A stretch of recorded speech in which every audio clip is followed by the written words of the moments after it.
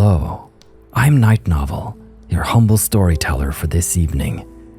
Welcome back to 𝐏𝐚𝐥𝐞 𝐂𝐚𝐜, where Esther and Seina are currently investigating the Pale to find out as much as they can about this disease, which means going through Isaiah's notes and, well, Seina wanted us to read some for her.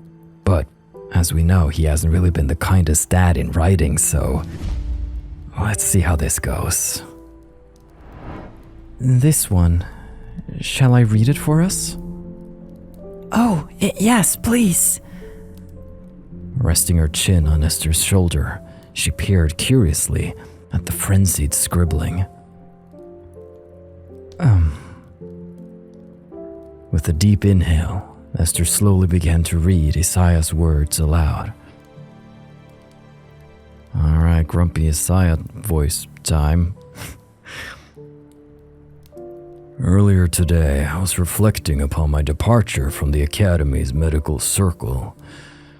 At the time, it was such a difficult decision, such an agonizing farewell. Now, however, I look back upon those times with awe, wondering how on earth I ever survived in such a place. I was constantly delegating research and experiments to different departments, and yet nearly every completed task would always return to me with some issue. The use of faulty tools or sloppy documentation, contaminated materials, careless omissions of important details. It exasperated me to no end. Even the purported finest of researchers with the most spotless of records always seemed to deliver a perfunctory performance. Then, whenever I would bring my unsatisfying results before the head, he acted as if he didn't care in the slightest. On occasion, he'd echo my complaints with sympathetic tutting and shake of his head. But in the end, I gathered he simply had no investment in the results. Much of the time, the head went so far as to defend their mistakes, only stopping at the edge of calling me an outright fool for caring as much as I did. Any problems I encountered were mine to resolve. Every issue would be solely mine to bear. Frustration brought me to the edge of breaking down over and over again, and only my damned refusal to concede would pull me back from the brink. And certainly, perhaps I am far too finical and needlessly worried over fine details. Despite my vanity, I realize I can be hopelessly stubborn at times. But is it such a crime to strive for the best performance one can achieve? To care so passionately for beautiful results, a delicate procedure, a loving attention to detail? Can I be rightly called mad for my longing to make my envisioned perfection into a reality? Or, if not perfection, and its very closest sibling, a masterpiece of planning? No. I see now with lucid eyes. Leaving that hive of mediocrity was truly a blessing in disguise. Whatever I can accomplish alone, I will no doubt be far smaller in scale than anything I could have done at the Academy. This I realize. But in the end, to be truly pleased with one's work must be solely a product of one's own design. And somehow, it brings me an odd, unexpected comfort in these long days of solitary research and study, knowing I shall have no one to blame but myself when I am dissatisfied. Oh well.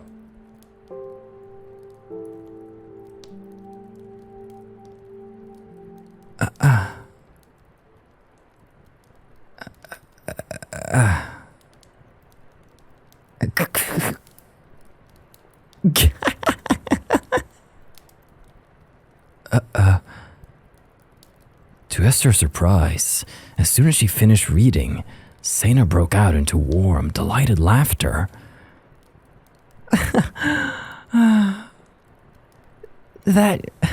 It just sounds so much like Papa, the little rants he would always go on about over dinner. He always took himself and his work really impossibly seriously, Never any slacking, always beating himself up over his mistakes. It brings back so many memories. Slowly, the bright, affectionate smile on her face began to wane. She seemed to be struggling to keep herself cheery in the face of whatever she'd remembered, but it appeared to be a losing battle.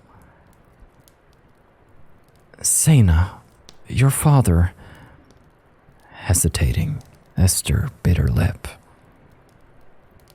You don't have to answer, but could I ask what happened to him? I don't like this ominous music change. I'm sorry, I shouldn't have asked. No, it's fine. Seina reached out, placing her small hand on Esther's arm reassuringly. In a way, the faint smile she wore seemed almost grateful, as if it was something she'd wanted to talk about but hadn't been able to bring up. At first, I didn't realize he was gone. That morning, I woke up and started the day like usual, making a meal for both of us. I put Papa's on a little tray and brought it upstairs, planning to leave it outside his door, tell him I loved him, and then go start my chores. But an involuntary shudder went through her, briefly interrupting her halting, quiet words. When I reached his study, I saw the door was open. For a moment, I was so happy. I thought he was finally recovering and he could come play with me and work outside again. But he wasn't in his study, or anywhere in the manor, or outside in the garden. It was like he'd just vanished into thin air. When I realized Papa had disappeared, I was so scared. For 3 days, all I did was search for him, everywhere I could. I didn't return to the manor at all. I only ate some berries and roots, drank from the stream, and slept on leaf beds. But I never found anything. Not a single trace. As she spoke in an ever fainter, trembling voice, her fingers curled tightly in the fabric of Esther's sleeve. It was evident from her slightly choked words that she was holding back tears as much as possible.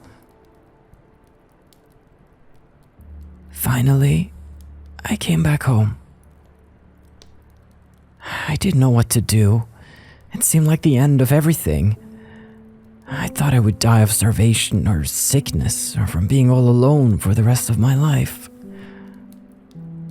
I didn't even have any tears left to cry. I just stared at Papa's door for hours and hours, wondering if I'd wake up from a bad dream. The only time I moved was when I heard a rustle from outside, hoping and praying it was him, but it never was. When night came, I couldn't sleep. I hid under my blankets and I listened to the floorboards creaking, over and over. She swallowed. For a long few moments, Seina went silent. It was clear she wasn't finished, so Esther remained quiet. Then, one night, I was so exhausted that I couldn't stay awake anymore. I fell asleep, a deep sleep, the kind where it feels like you only just blinked your eyes. And when I woke up, the sun was shining so brightly through my window. I can't explain it, but I felt like he was telling me to keep living. To keep Papa's memory alive by protecting all his hard work, the manor, the gardens, the cemetery. He did so much to make us happy here. And on his desk, when I was cleaning it, I found everything he'd left for me. Special almanacs, maps, and guidelines, and some gold coins in case of an emergency. It really made me believe he wanted me to go on without him. He didn't want me to give up. So I didn't. She finished with a numb, almost featureless expression. It stood in contrast to the optimistic nature of her words, as if she still didn't fully believe them. Oh, Seina. However, the fact that there is no body of Isaiah makes me extremely uncomfortable. And there's still that mausoleum, and we have the key, and there's this talk of spirits, and we also have been mimicking Isaiah's behavior in some ways, and all of this is... I have no idea where it's gonna go, but I'm so down for it. At first, Esther couldn't think of any possible reply. So she just gingerly curled her arm around Seina, giving her a small, comforting hug against her side. In response, the blonde girl rested her head on Esther's shoulder. She took a few shuddering breaths, squeezing her eyes shut for several moments, then reopening them with a long exhale. Seina. Her voice melded with the steady crackling of the fire, as low and gentle as possible. The question on the tip of her tongue. She didn't want to distress Seina further, but the story seemed so incomplete. She couldn't help it. She had no choice but to ask. Are you certain that your father has really passed on? Couldn't it be that he just went back to the city?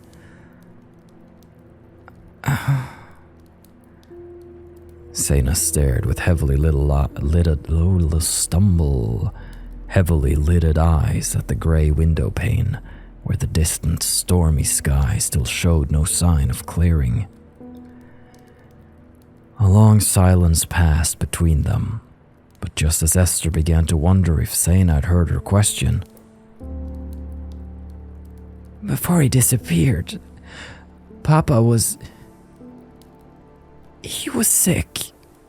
I don't think he wanted to be alive anymore, even if he was afraid of death. I don't know how, but I just knew.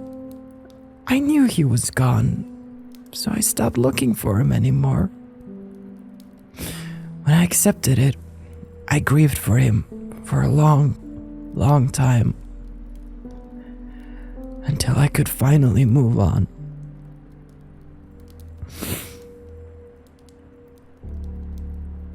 With Seina's cheek on her shoulder, Esther could feel the warmth of small droplets falling against her blouse. Silently, she held the smaller girl close, listening to her breathing as it slowly grew less uneven. She couldn't say anything that would truly express the sorrow she felt for Seina. No platitudes or even words of comfort would do it any justice. There were some things that could only be shown through the warmth of a lasting hug. Amen. A reminder that someone else was there, understanding how much it hurt, even if they couldn't fully comprehend the way it felt. But in the end, it still never seemed like enough.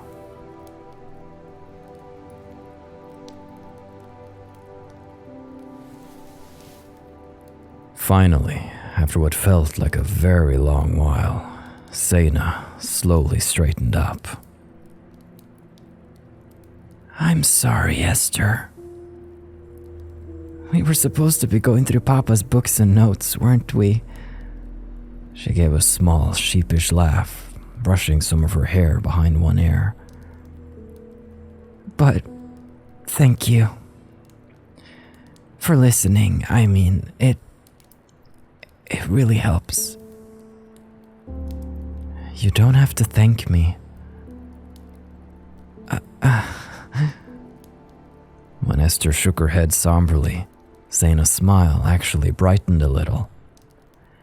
The sadness in her eyes was still apparent, but it also seemed slightly less heavy than before, in a way. Well, I'm going to thank you anyway. I suppose the better thanks would be going over more of the research together, wouldn't it? There's still a lot left in the piles. Only if you feel well enough to. I do. Let's go through these first, shall we?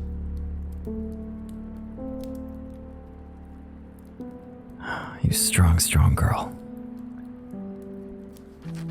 Picking up another stack of parchment, Seina laid the pages out on her lap, shuffling some of them over to Esther.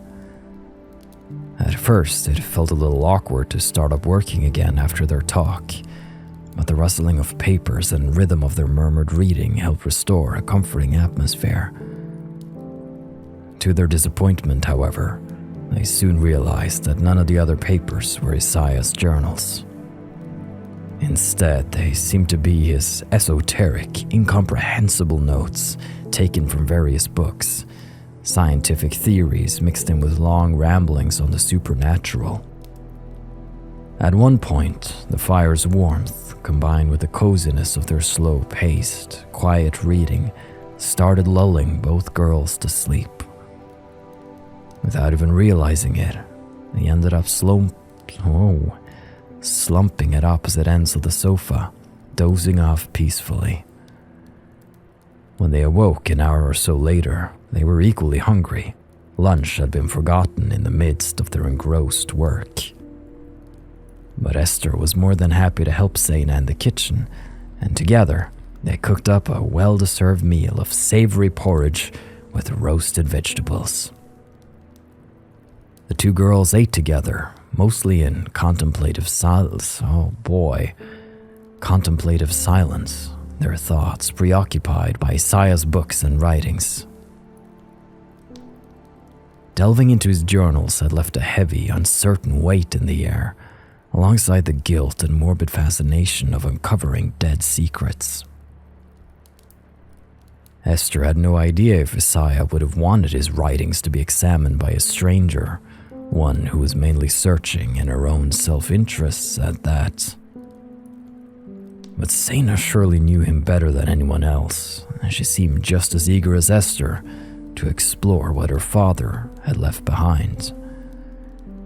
It appeased a little bit of Esther's guilt, although she still had the sense of treading somewhere private, intruding on intimate thoughts that were only written down in an attempt to lighten their burden. After their meal, they returned to comb through more of Isaiah's research. But again, they met with little success. There was one thing of interest, however. In some of the books and scattered notes on spirits, Esther noticed an unsettling trend. Torn papers and large, blacked-out lines. It almost seemed like Isaiah had hunted down specific passages and attempted to erase them, but in an erratic, frenzied manner that went beyond even his normal messiness. In an eerie coincidence, she couldn't find any other mention of the Araphel. Perhaps it just happened to be missing from the books she'd brought down, though an ominous sense in her gut made her wonder if that was really the case. Something strange had happened here, and the more Esther pondered it, the more she burned with a desire to explore Isaiah's unraveled mind. Well, be careful. This is a dark path we're going down.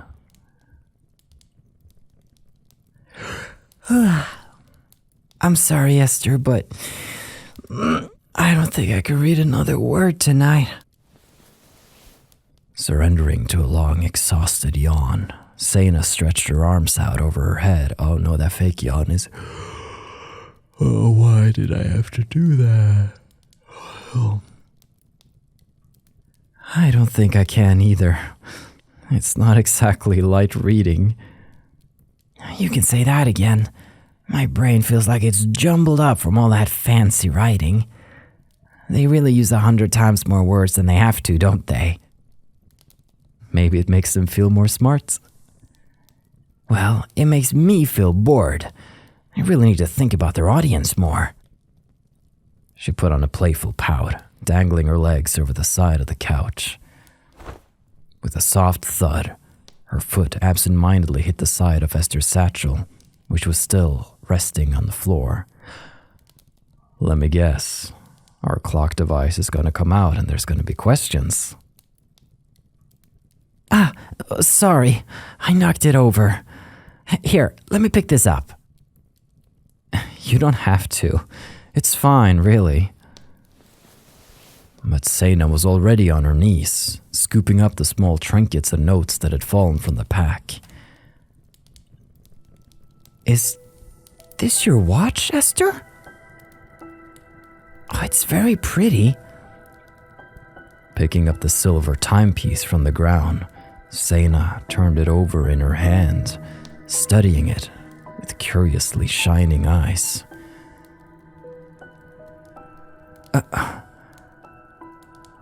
All of a sudden, Esther found herself deeply uncomfortable. It's not a normal watch. It holds my medicine. The watch part is only for tracking the time between doses. Doses? What do you... Reaching down, Esther picked up the silver timepiece from Seina's outstretched palm. Then, with her thumb atop one of the buttons, she pushed until the metal relented with a short, sharp click. Seina's eyes widened when the watch's back popped open, revealing the cruelly glittering needle hidden inside. The sight of it seemed to both repel and fascinate her, but most of all, concern welled in her gaze as she glanced up to Esther. You inject yourself with that? Yes, every night. And what happens if you don't?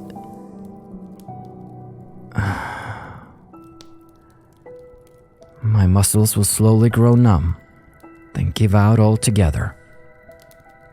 At that point, I'll still be conscious, but it's only a matter of time before I will be comatose.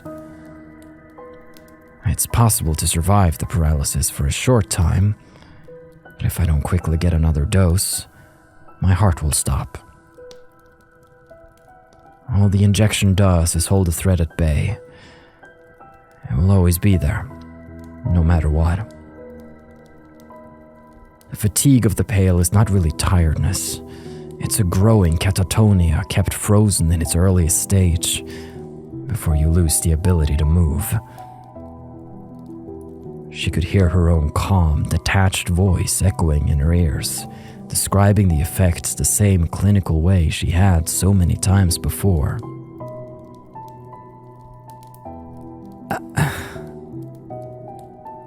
That's so terrible.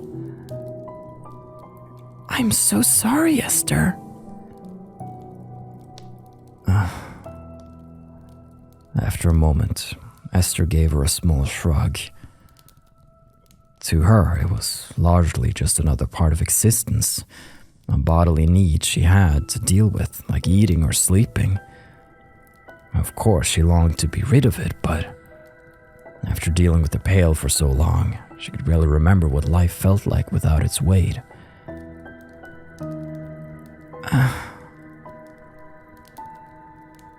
We're going to find it. A cure for the pail. A way to set you free.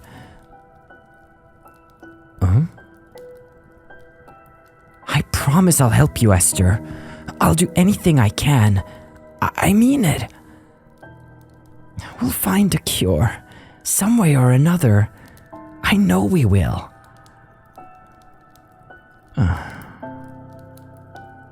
As grateful as she was to hear Seina's firm, determined words, her inner doubts refused to lift. It was too easy to believe in empty reassurances.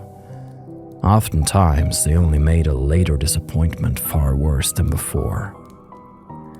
She would never voice such thoughts to Seina. Thank you.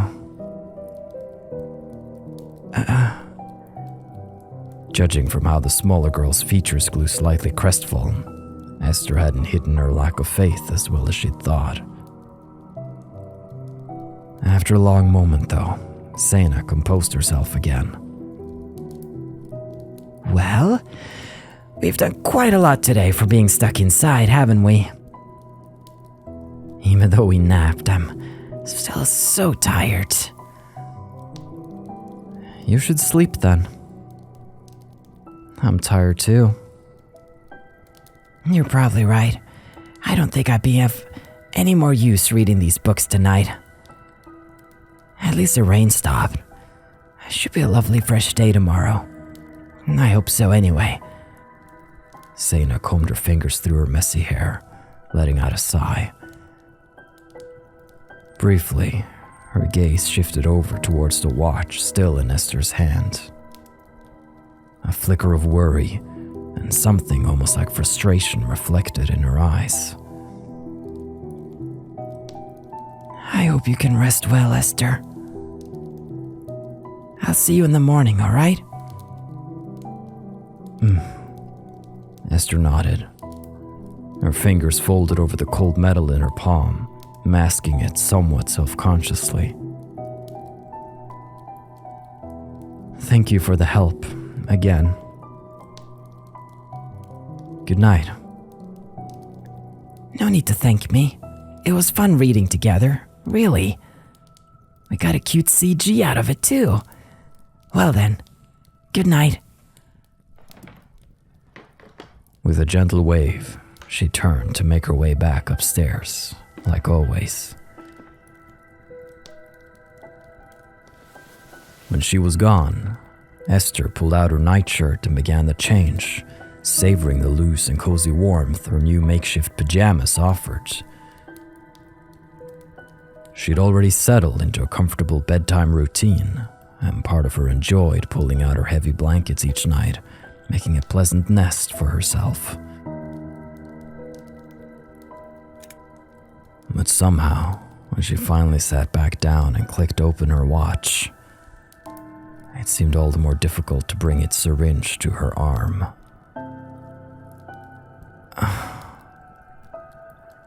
It wasn't as if she had a choice. The needle sank in, just like always, bringing a moment of relief before a wave of nausea crashed down onto her and washed away any sense of comfort. Pulling it back with a shudder, she closed the watch as quickly as possible. Then, all but diving beneath her blankets, Esther curled herself tightly into a ball. We'll find a cure, some way or another. I know we will. If only it were easier to believe those strong, heartfelt words. If only she truly believed a cure existed at all. Have some faith. Or don't, it's a dark Gothic story. I mean, hope, what's that?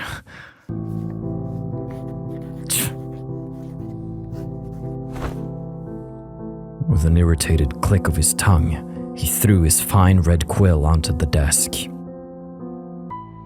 Why am I wasting my time with such foolery? It's impossible. The root must lie in an imbalance of the humors, of the body's chemistry.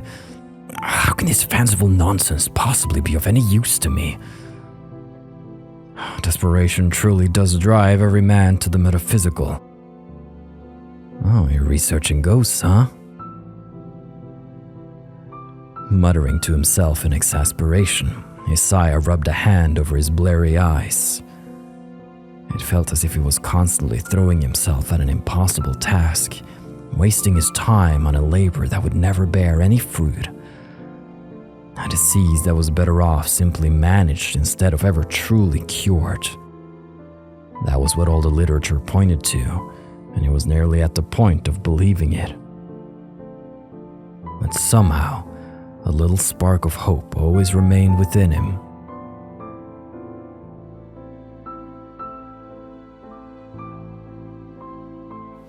As Isaiah leaned back in his chair, his eyes drifted over to the open window. He could see Seina's small shape in the distant flower patch, running to and fro as she entertained herself with her usual games of make-believe. She was growing so fast, a little bean sprout determined to reach the sky. He'd have to tailor some new clothes for her before winter, just as well since he'd improved his sewing skills a great deal. It pleased him to sit and watch her at play. Such leisure was well deserved, since she'd performed excellently in her lessons today. Her intelligence at such a young age was certainly remarkable, though not wholly unexpected since he had fathered her after all. Still, he found it difficult not to feel begrudgingly proud of the girl. She was already a voracious reader of the academic books he supplied her with, and although he had technically forbidden her from reading any of his grittier tomes of fiction, he pretended not to notice when they occasionally went missing. To his own surprise, Seina's cleverness had motivated him to take up writing again. In less than a year, he'd compiled a highly detailed almanac for her, penned in a straighter style than his normal academic ramblings. Perhaps he would make several more, since he was still learning the way of a forester's life himself. It was very important to him that she learned to flourish alone, without relying on any urban comforts that would surely weaken her will. He wanted to impart as much of his knowledge to her as possible, in the hopes that absorbing it at an early stage would help her always remain independent. As difficult as it would be for him to leave this world, knowing so much of his work was still unfinished.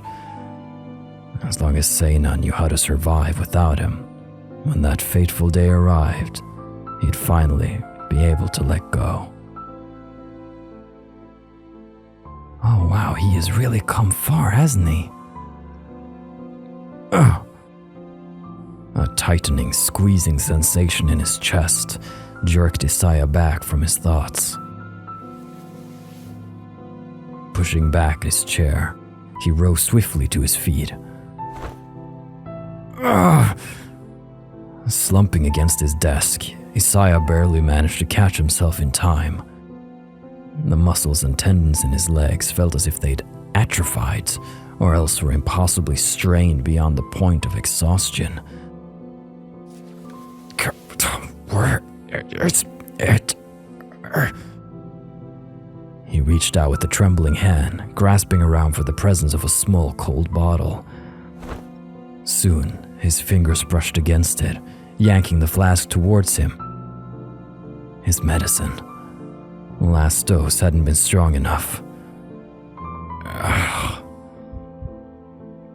Placing the uncorked bottle to his lips, he threw back the foul-tasting liquid. It stung the back of his throat, the sharpness of alcohol burning a path down to his stomach. But soon, as the tonic filtered through his system, he felt a modicum of strength returning to his lower body. Despite the powerful ache, at least he could move. For now.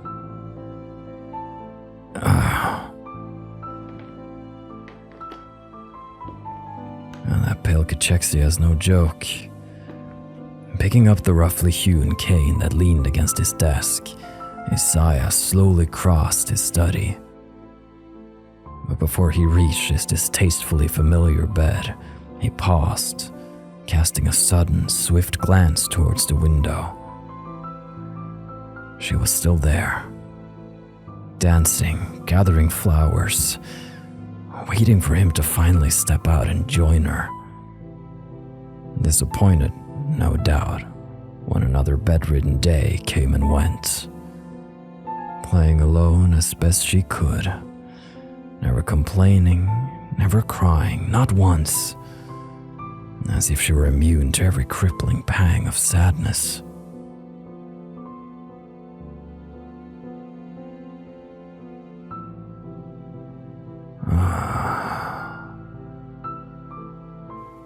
Lowering himself onto his bed, he exhaled a long, weary sigh. This bitter frustration felt impossible to cling to for much longer. With each passing year, the strength of his will seemed to weaken further and further.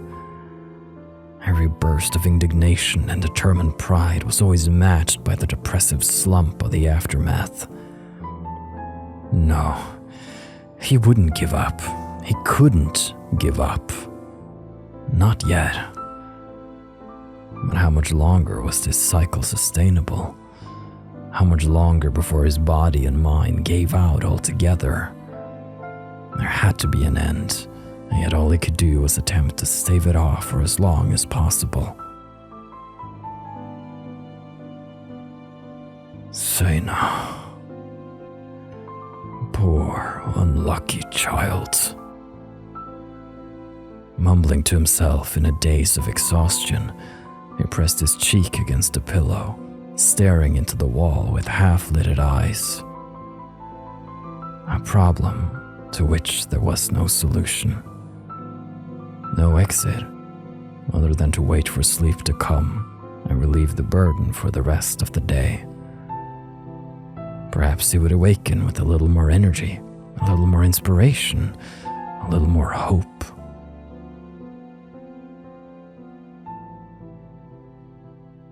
Or else it would all remain the same until the cycle started over once more. Something tells me the latter was more likely. This, however, is an interesting scene. And on that note, we're closing the page on this evening's story. But of course, there's still more left to tell. So stay safe, take care of yourself, and please return here whenever you wish. This is Night Novel, signing off.